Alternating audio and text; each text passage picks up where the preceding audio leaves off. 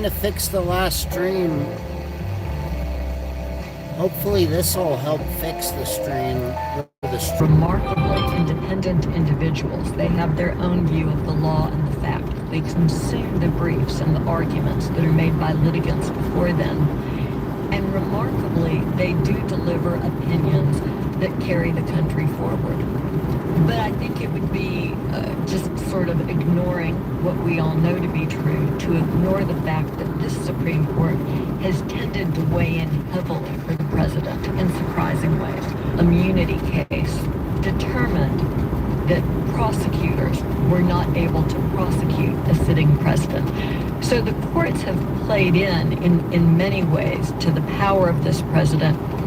I think it's premature to suggest that they're completely co-opted. For one thing, there are federal district judges across the country who remarkably, and despite the pressure and even the singling out that this president is prone to engage in of them when he doesn't like their decisions, these are folks who have stood up every day and tried to deliver decisions that abide by the dictates of the rule of law. We see that in the appellate courts as well. And in the Supreme Court, as we discussed earlier, there are a number of judges who ascribe to the unitary executive theory, who are willing to provide more muscular power to the presidency. We're about to get to the time where this court will have to decide where it sits on these issues. And there was one early inkling of where their red line in the sand might lie. And that happened in the deportation cases when it became clear that the administration, that the White House had defied an order issued by a federal judge, James Boasberg, in the District of Columbia, saying that men who were migrants could not be transported to a prison in El Salvador to El Salvadorian custody without first receiving some small, modest measure of due process. And the Supreme Court permitted that decision to stand. So if you're the Supreme Court, if you want to remain relevant in modern America, the one place that you have to stand up is when it comes to whether or not you have the ability to review decisions made by the president. So Judge Boasberg, who is the judge in question in the clip that we heard, and who had ordered the deportation planes that the Trump administration had ordered to take off, the judge ordered the planes to turn around, and Trump did not fulfill that order. So Judge Boasberg recently said he plans to move ahead with looking at whether his orders were ignored, which could lead to contempt proceedings. Can you explain that? The government objected to Judge Boasberg's efforts to raise contempt proceedings in this case. So the judge had entered an order that would have required the planes to turn around. In his view, the government's position, to the extent that we understand it from what they've publicly filed, was that the planes had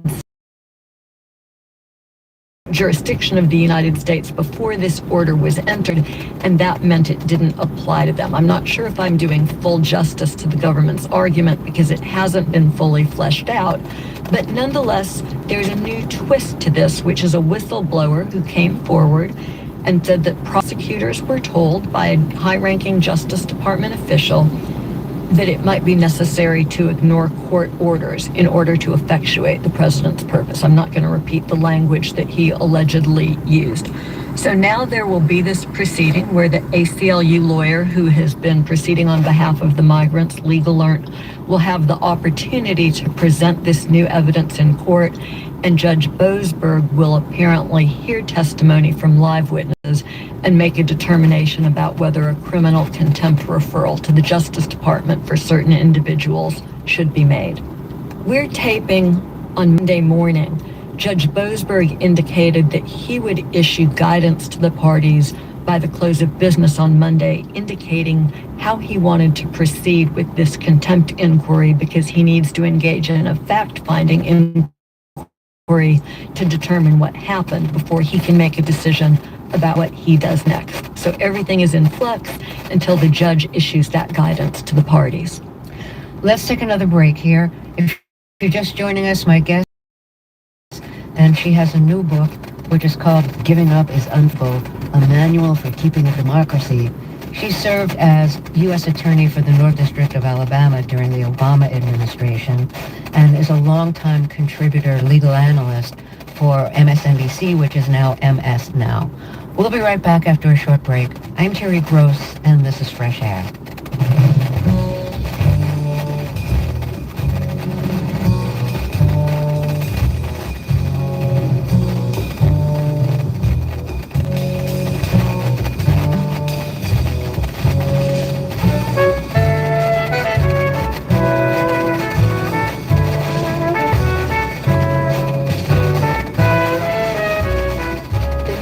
Family Foundation supports WHYY's Fresh Air and its commitment to sharing ideas and encouraging meaningful conversation. Support for NPR comes from the station. And from BritBox, committed to helping viewers to see it differently with British TV. With new original series like Code of Silence, about a deaf woman recruited as a lip reader in a high-stakes police investigation. Streaming at BritBox.com. From Americans United for Separation of Church and State. Since 1946, AU has supported the First Amendment right of freedom of religion. More at au.org. And from Doris Duke Foundation. I'm Robin Young. Big Irish chili, salmon, candy, jello mold coleslaw. Just a few of the dishes immortalized on the Instagram.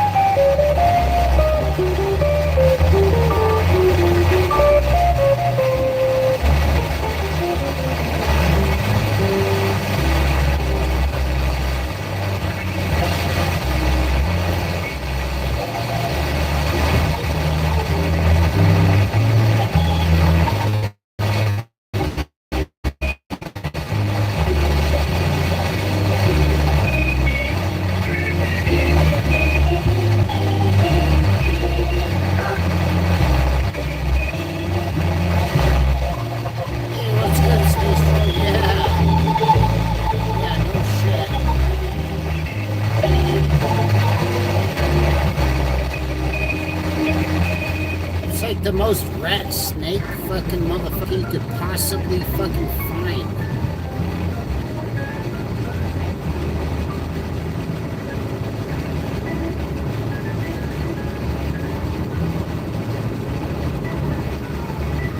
Yeah, Milk Boy of Gematria goes around on mushrooms and cemeteries. Yeah, that's fucking totally disgusting. Did they restore my last stream yet? Is my last stream fixed or no? I'm just going live again to try to fix my last stream. Brainwashers. They are all pathetic, trying to get people to CT's channel to worship it. I know, they used hypnosis. Yeah, no shit.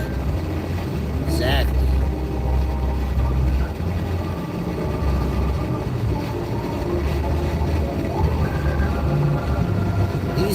These fake Gematria people are fucking rat fucking scum. They can't even express.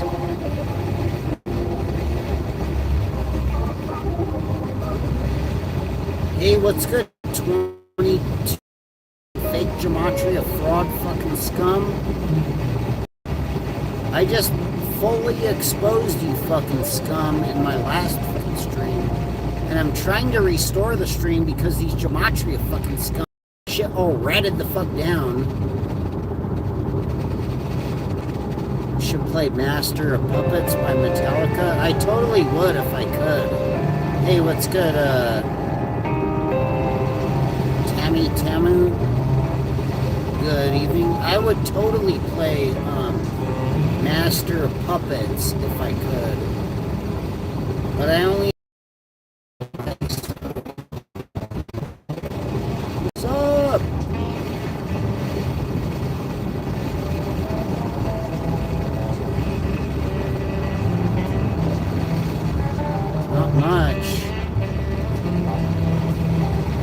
just exposing fake Gematria, whether you like it or not.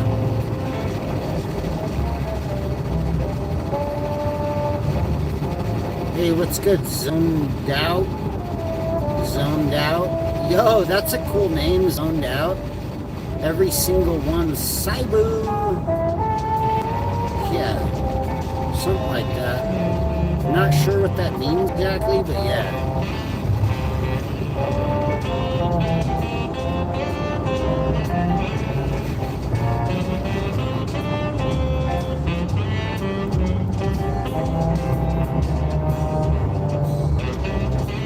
Yeah, this is Gematriaholics Anonymous.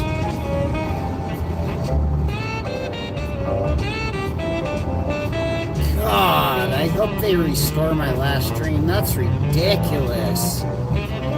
That's fucking ridiculous.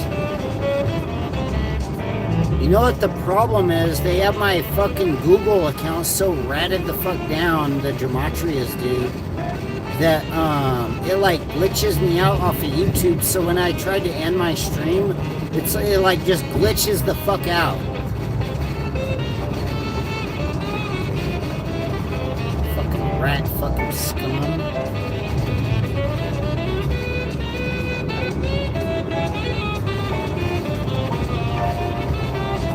Fake Gematria fucking Ku Klux Klan people are fucking snitch, rat fucking scum, and that's it.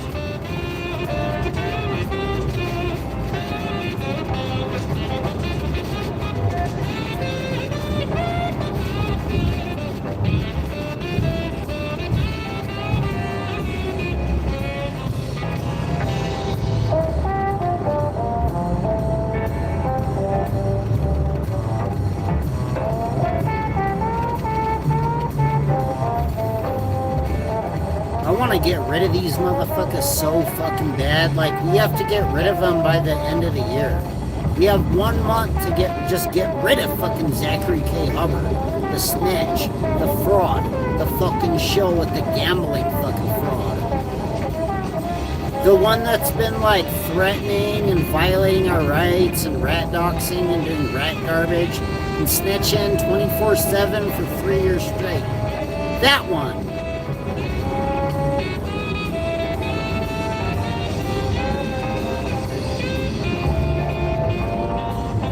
Oh yeah, thanks, Space Troll. Get him up out of here.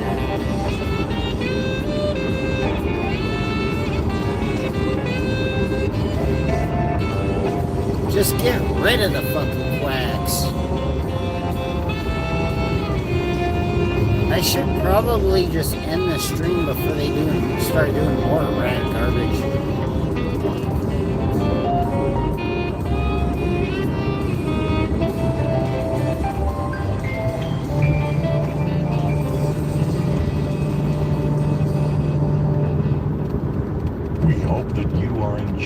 Anyways, this was just a quick stream to try to restore my last stream. I don't know if it's going to work or not. It might take 24 hours to restore the last stream. I'm not really sure, but I hope they restore the last stream. Like, what the fuck? These fake Gematria people are the most rat fucking scum on the fucking planet.